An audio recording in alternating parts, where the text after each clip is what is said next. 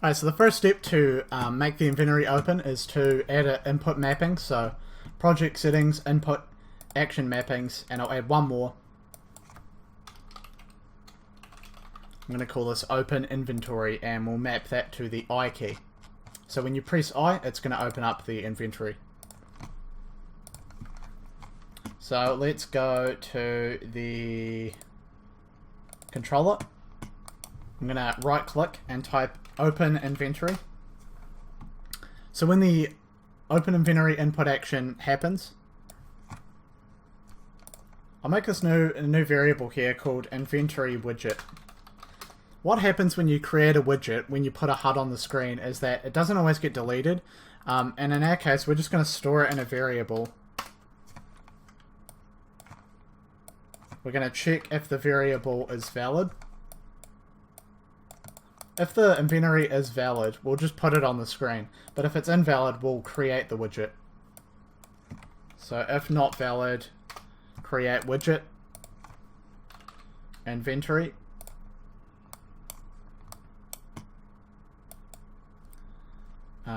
Hold Alt and drag out the inventory widget and just plug that in. And then type add to viewport. Hold Control and drag that onto there.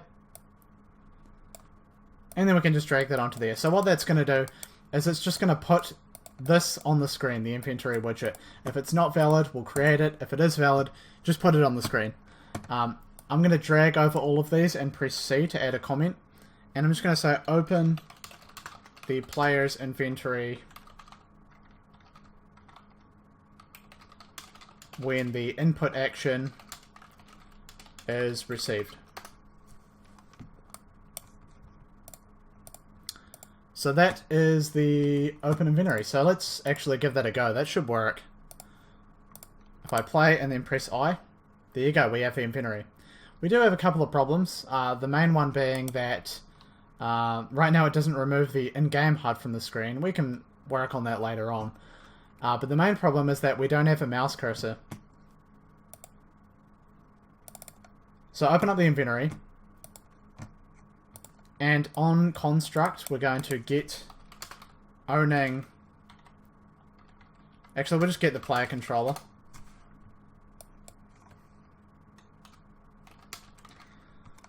Set show mouse cursor to true. And while we're at it, we'll also set the input mode to UI only. Drag out from this and type in self. And we're also going to add another event, which is the destruct event. So when we destroy the HUD, we want to hide the mouse cursor. And then we want to set the input mode back to the game. That's it. And so now, if I press I, you can see we have a mouse cursor. And if I press the button here, it hides the mouse cursor again. So that's pretty much the mouse cursor behavior for the inventory. Now we need a way to load our inventory items in. I'm going to open up the inventory slot, go to the graph, add a new variable called item, because each inventory slot is actually going to display an item. So we need the item. And I'm going to check editable expose on spawn. Go back to our inventory. I'll make a new function called load inventory items. So this is going to load every inventory item into this box here. So click on the event graph. In the construct, we want to drag out and type load inventory items. If we click on this wrap box here, I'm going to rename this to inventory box, and I'm going to set that to be a variable. So to load the inventory items into the HUD, all we need to do is get the owning player. I'm actually just going to use get player controller. we need to cast that to our controller. We can pure cast this as well. And at this point, I want to get the inventory, drag out from the inventory, type in for each loop. So I'm going to loop through every item in my inventory. For each item in my inventory, I'm going to make a new inventory slot for that item. And you just plug that in there. Hold Control and drag your inventory box in. And then type in add child. So now we're just adding all the created inventory slots into our inventory box like that. And just as a handy little extra, I'm just going to clear the inventory box out first. Like that. So let's see if this works. I honestly don't know if it's going to work, but we'll pick up the cube. If I press I, there you go. It creates the item. Now, right now it says text block and it doesn't display the item's thumbnail. But that's incredibly easy to fix. So we click on the thumbnail there. Go to the brush and click this bind drop down and then go item thumbnail. And then for the text here, click bind item name. And that's all you need to do. And now if I pick up the item, there you go. Cube is in our inventory. Let's add a couple more cubes and just make sure it works with multiple.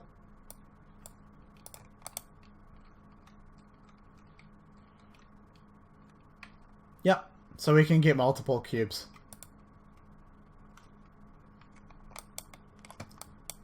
So, I guess it's time to add some more items. Let's add one more item. I'm going to duplicate the cube now. And I'll call this one cone.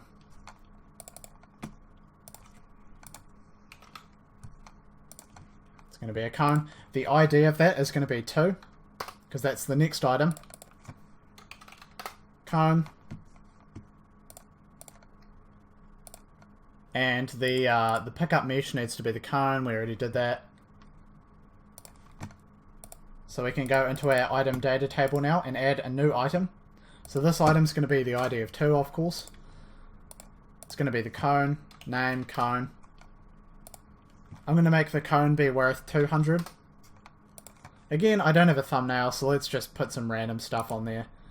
Feel free to actually go screenshot the cone if you really want a thumbnail. That's actually what I did in the example.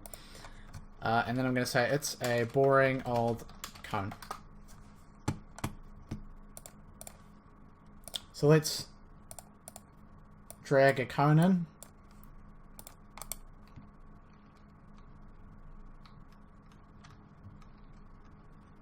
What am I doing wrong? Oh, okay, the cone is working. What I'm going to do is, because my character doesn't have a lot of reach, I'm just going to go to my craft system character, and I want to times this by about 550. And that will make the player have a lot more reach. I think that's why that was happening. My raycast just wasn't reaching the cone. So now if I play, there you go. You can see we can easily pick up the cones now. And if I press I, the cones are in my inventory. And if I add the cubes, they're in my inventory as well. Excellent. So we're pretty much halfway there. I mean, we have the inventory working. We cannot craft items yet, but that's a good start. I would really recommend going away, guys, and just opening up go to starter content, props, starter content shapes, open up the cone, and just take a screenshot of it, drag it into Photoshop, and then just make a quick thumbnail.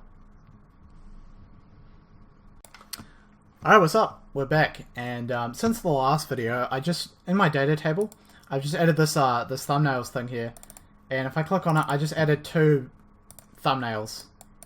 One for the cone and one for the cube. So now you can actually see the items in your inventory. Yeah, obviously in a real game you'd want to screenshot them and make them look real professional and all that. But that's the basics. What we're going to do now in this video is get started on the crafting system, I guess. I'm just trying to think, do we want to... Yeah, why not? Let's do the crafting system. So, here's where things start to get a little bit more complicated. So this is where I go into my craft combinations thing. Now it's really not that difficult. I'm going to show you guys how to make this happen. Let's just say we'll add one more item into my game. So let's duplicate again. And I'm going to call this pyramid.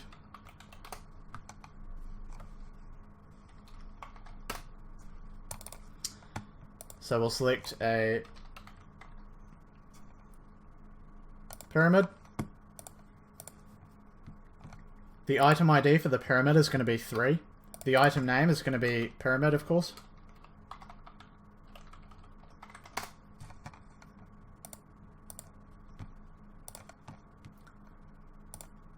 Go to our item database and add the item. So we're going to say 3 pyramid. We'll say that the pyramid is worth 1,000 coins. Now, in a real game, you'd want to add real items like an axe or logs or a rock or something like that. But because this is an example and I'm just trying to get through the video in the fastest time, just showing you the concepts, I'm just using these basic shapes.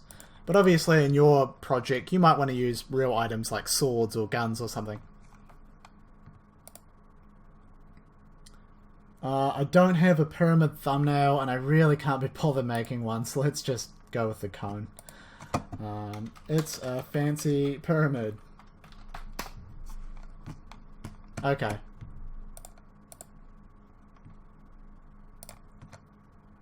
And just to make sure the pyramid works, we'll put it in the game. And I can pick it up. It does not say it does not have the pyramid thumbnail because I didn't add that because I'm lazy. But you get the point. So let me show you how the craft combinations works. So to do the craft combinations, we need to add... we'll start off by saying, if I use a cube with a cone, it makes a pyramid. Right? For some reason, that's how I want my game to work. If you use a cube on a cone, it will make a pyramid. So let's go to cone and add a new craft combination. So if you use a cube is item 1, so we're going to say the component is item 1. It will make a pyramid, so the product, the pyramid, is item number 3, as you can see. So if we use item number 1 on the cone, it will make item number 3. That's all we're saying. And now we check whether we want to destroy the items, and I'm going to go yes, we do. If you didn't want to destroy these, that's okay. So if you leave these empty, it will make the pyramid and the player will actually get to keep their cube and their cone. But if you want it to be taken away from them, then you would check these boxes, which I've done. I'll give you a demo of that at the end, actually, I think. So let's set up drag and drop. I'm going to show you guys how drag and drop works. It's actually quite simple. We're going to start, we'll go into this inventory slot here, and I'm just going to make this a custom size. 100 by 100 is fine, I think. Yeah, that'll do. I'm going to drag my image in here, set its position to 0, 0, and its size to 100 by 100. Let's wrap this. I'm just going to click on it, right click, wrap with size box. And I'm going to click on width and height override and set those to 100 by 100. Click on the graph and add a variable. The variable is just going to be a picture of the image, so I'm just going to call this thumbnail. I'm going to make this a texture 2D. Because remember that I made it so that when you drag the item, it actually shows the item being dragged around. So we just need to add that functionality. So expose on spawn and editable. And the image is just going to be bound to the thumbnail like that. You'll see how this works just in a bit. and then I'm going to go to the blueprints, and when you're making a drag drop operation, usually you're going to want to make your own drag drop class. So to do that, blueprint class, all classes, I'm going to type in blueprint, what is that? I think it might be drag, yeah, there you go, drag drop operation, and then select that. And I'm just going to call this inventory drag drop operation.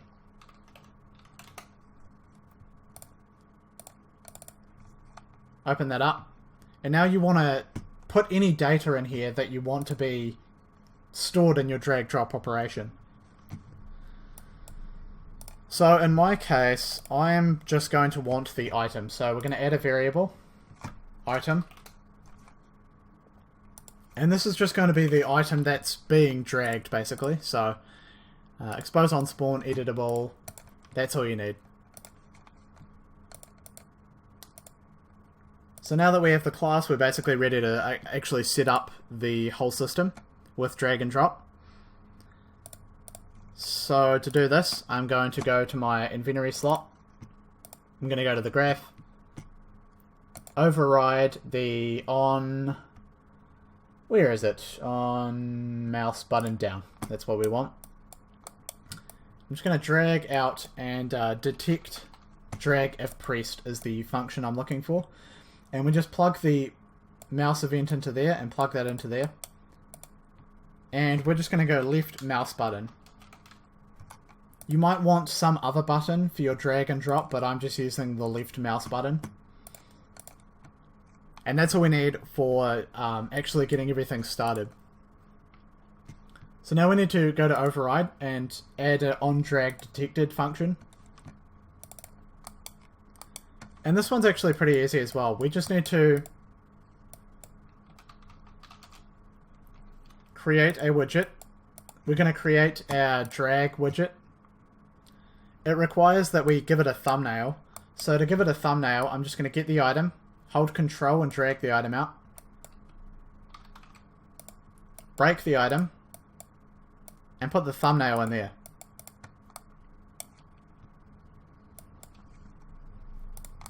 Now I'm going to right click and type in drop operation and create drag and drop operation. So we're going to plug those in like so. For the class, I'm going to select inventory drag drop operation. And now we need to take the item and plug it into there like so. The default drag visual is going to be this here. And that's pretty much all we need, I think.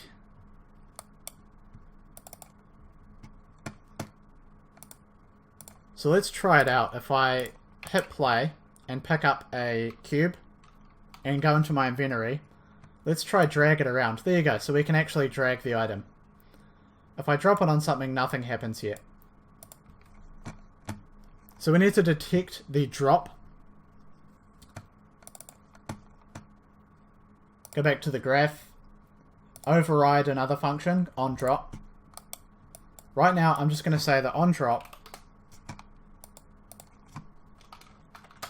you've dropped an item. And I just want to check that this is working. So if I pick up the cube, and I'll pick up a cone as well, or a pyramid. There you go. You've dropped an item. So everything's set up. It's all working. Now we need to figure out our crafting system. Crafting system, really easy. Probably one of the easier parts. So we'll go into our controller and add the craft item.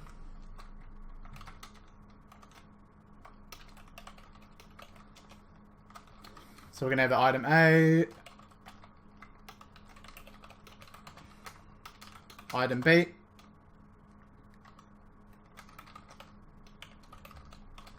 and we don't really need it, but I'm just going to put the controller anyway.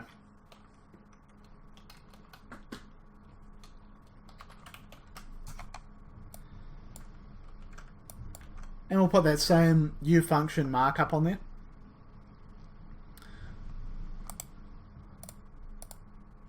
So I'm going to create the craft item function. and I'll go through this every step of the way and make sure you guys really understand what's going on here.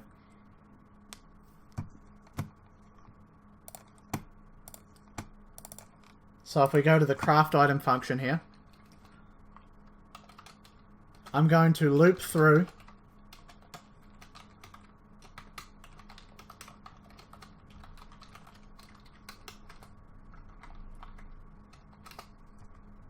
so I'm going to say check if we've made a valid craft or if the items weren't correct and nothing was made.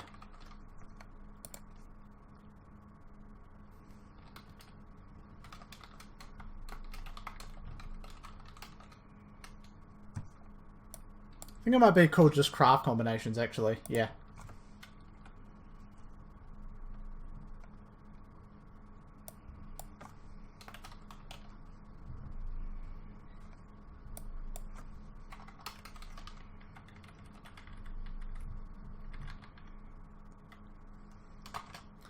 So we're going to say that if the craft's component ID was the one that we used, then we've created an item. So at this point we can actually give the item to the player.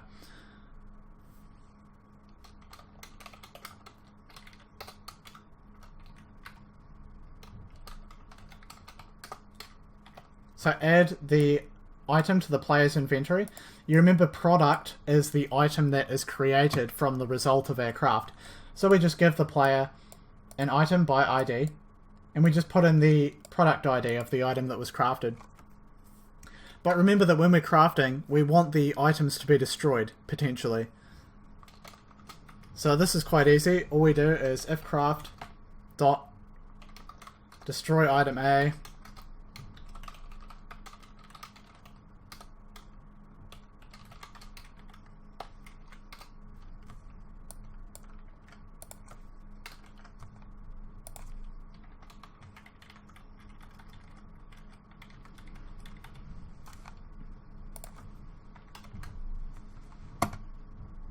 and there we go.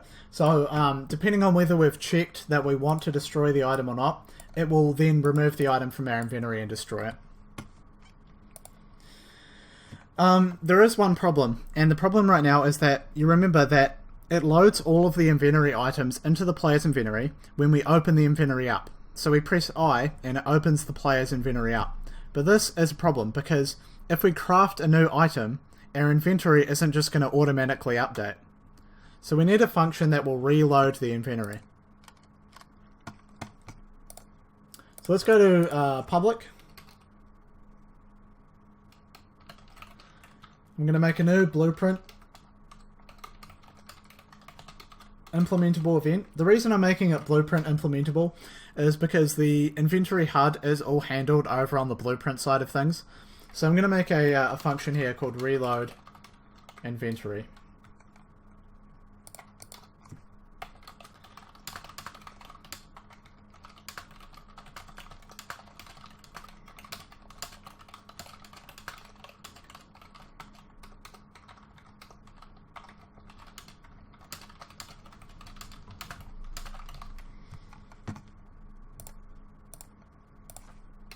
So once we've added the item to the inventory, we just say reload inventory. And there we go. That is all we need for the craft system, actually. So this is going to turn out to be a little bit easier than I thought. There we go. Awesome. So. And what do we do now? Oh, yes. Right now we're just saying you've dropped an item. We need to actually call the function that handles all that stuff. This is very easy to do. We want to cast this, pure cast. Get the item.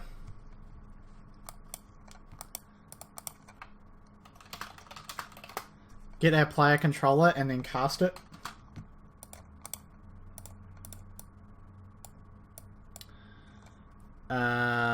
And then call our function called craft item.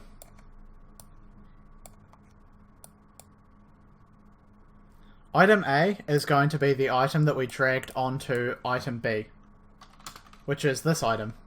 So we just hold control, drag that onto there, and we'll put the controller in there as well. You really don't need the controller unless you're doing networked stuff, but I had it there anyway.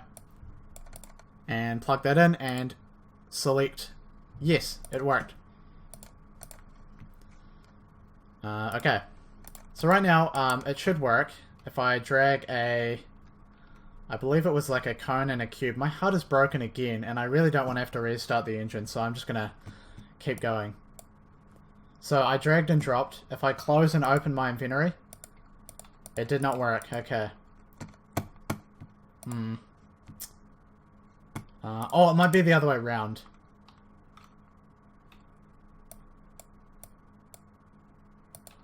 There you go. Okay, so it did work. Now, you can definitely write the code so that it loops both ways, and it doesn't matter which way you use the items. But I've made it one way only, because think about it. If you use a saw on a log, you want to make a plank, but a log on a saw doesn't make as much sense. So I've made it that way. You could certainly add your own features, by the way. There's no reason why you couldn't do that. But anyways, yeah, you can see it works, the crafting, but it doesn't reload the inventory for us. I believe you use the cone on the cube or something. No, cube on cone. Yeah, cube on cone makes a pyramid.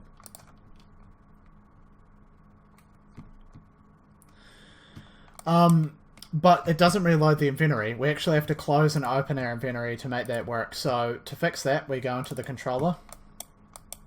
I'm going to go to functions and override the reload inventory function there. And all this does is we're going to drag this out. Check if it is valid. If the inventory is valid, we're going to cast it to a inventory, pure cast.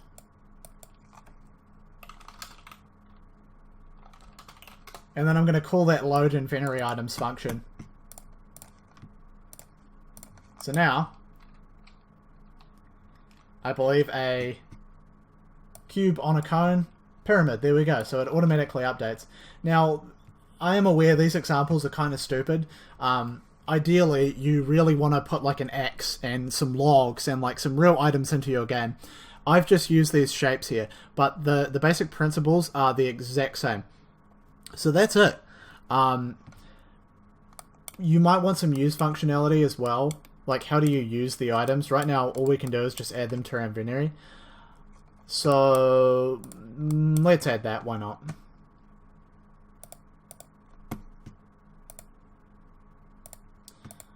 So our pickups don't currently have a use function.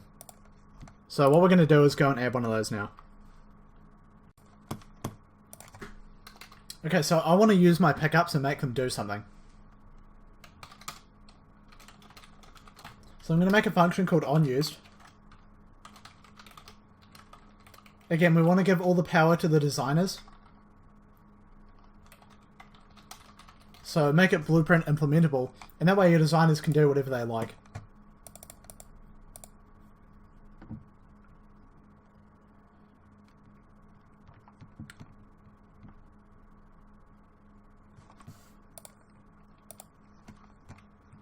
So if we go into any of our pickups now, I'm going to go into the cube. I'm going to open the full blueprint editor and override the onUsed function. And I'm just going to print a string saying, whoa, you used the cube. Maybe the designers in our game decided that if you use a pyramid, make an explosion happen. So let's do that. Override onUsed. Spawn emitter at location.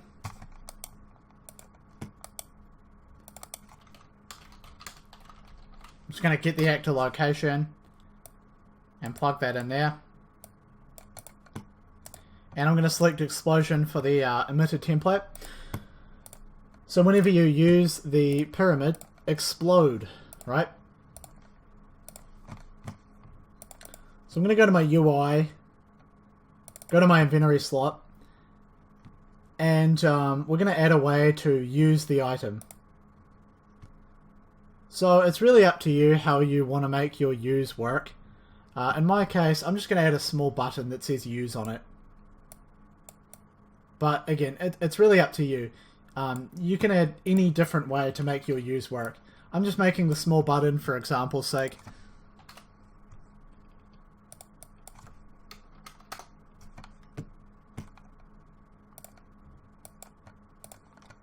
And I'll rename this button to be use button.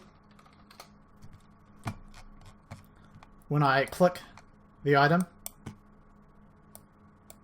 we're going to use the item. Alright, so we made our unused, and we actually need to make that callable from blueprints. And to do that, you just want to go to the unused function that we made, and just add this little part, blueprint callable. And also, you have to put it in a category. If you're ever making a blueprint callable function, it does require a category.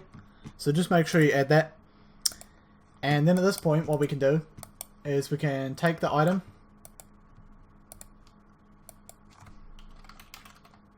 spawn it. Because we have the onUsed function inside of the pickup itself, we actually need to spawn the pickup in very briefly and then destroy it once it's been used. So to do that, we just drag out, type in onUsed, and once we've used the pickup, we just want to destroy it. Drag out from there. And then, yeah, just type destroy actor. Plug that in. Oh yes, and for the transform, you need to drag out and type make transform. And then you can just leave those as 0, 0. That's okay, that won't matter.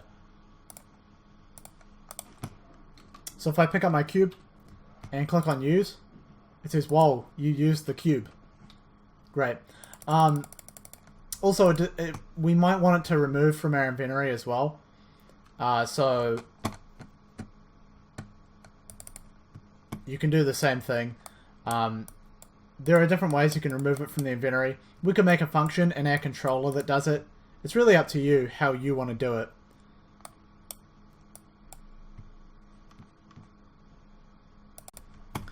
I'm just going to try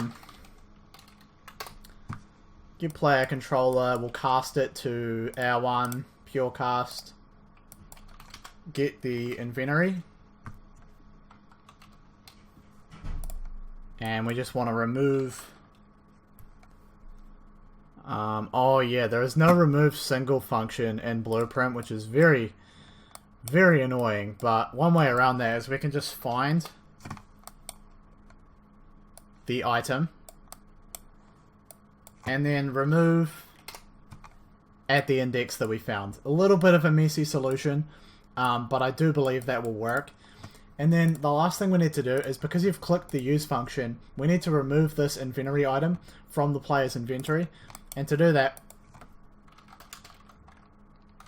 we just call our remove from parent function, and that will remove the inventory slot from the player's inventory. So if I use the cube now, if I open my inventory back up, it's no longer there. So that's exactly what we're looking for. So that's how you would get some custom use functionality. I think I made the pyramid explode or something, I forgot. Nah, it's not working. I must have screwed something up, but you can see, you can add unused functionality for every item if you want. Let's do one more. I want to just make something cool happen. Let's make it so that if you use a cone, it does something cool. So we'll go into the cone. Unused. I'm just going to get the player, cast it to a third person player, pure cast.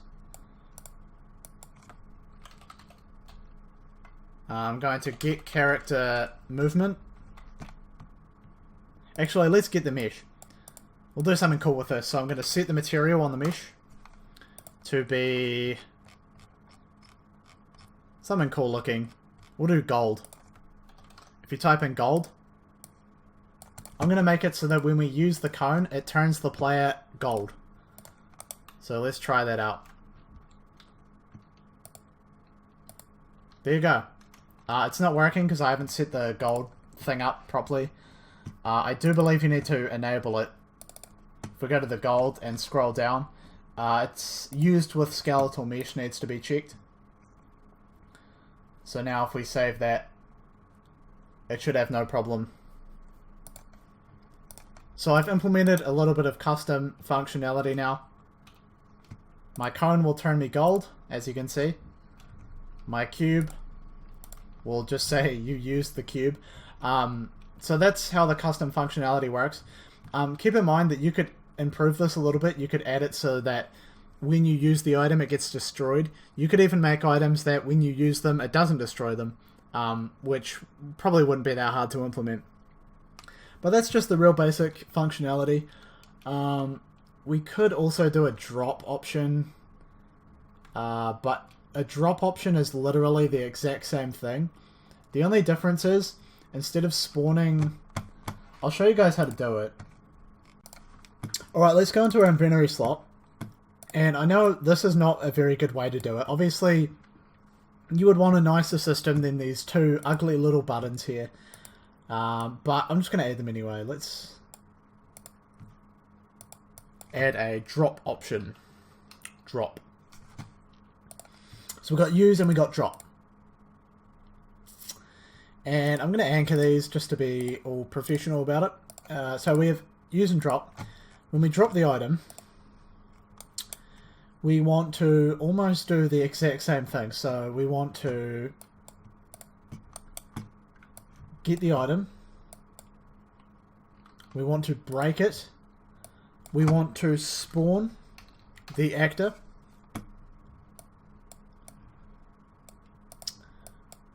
Plug in the make transform. Because we don't care about any particular thing. Although we do need the location to be spawned underneath the player. So to do that, we're going to get the player character. And we're going to get the location of the player and then plug that into our location. As for the rotation and the scale, they're fine. They can just stay. The instigator, we won't see that just yet. That doesn't really matter for now. But yeah, we spawn the actor. And then we just do the same deal here. Almost the exact same deal here. We do not destroy the actor though, because the actor needs to be sitting on the ground so the player can pick it up basically. So we just plug that in there instead. So it's going to remove the item from the player's inventory. And instead of calling on used, we're going to call on drop. And I cannot... Oh, whoops. There we go, drop. I think that's... Is it drop? Yeah. I think so. I was thinking it was going to be on dropped. But anyways, yeah, so... and then remove from parent. Okay, let's try that out. No guarantees it's going to work. I haven't thought about this, but anyways, yeah. Drop. There we go. Okay, so it did drop the item. Now, you might want to make it so that items don't collide with players. You'd have to change the collision channels and things like that. And you might also want to enable physics for the cube, because you can see right now it doesn't have physics on, so it's just sitting in the air. The cone, for example, I should be able to drop on the ground. And it's not removing from our inventory, so let's just have a quick look at that as well. That one's confusing me. I think it should remove from the inventory. Oh. Duh. I need to plug this in. There we go. Okay. So yeah, it should drop. Now, there are a couple of problems. It's dropping at the location of our player, so you might want to take maybe 20 units off the Z-axis so it actually goes on the ground. And then also disable collision between the pickup and the player, because that's a little bit dumb. But other than that, that's the full system. So yeah, you might want to make a couple tweaks if, you know, tweak it to fit your game. This is the basic concept anyway. So yeah, that's the full inventory system, guys. We've gone over dropping items, using items, crafting items, an inventory HUD like so. I hope you guys enjoyed. I've enjoyed making this. It's been fun.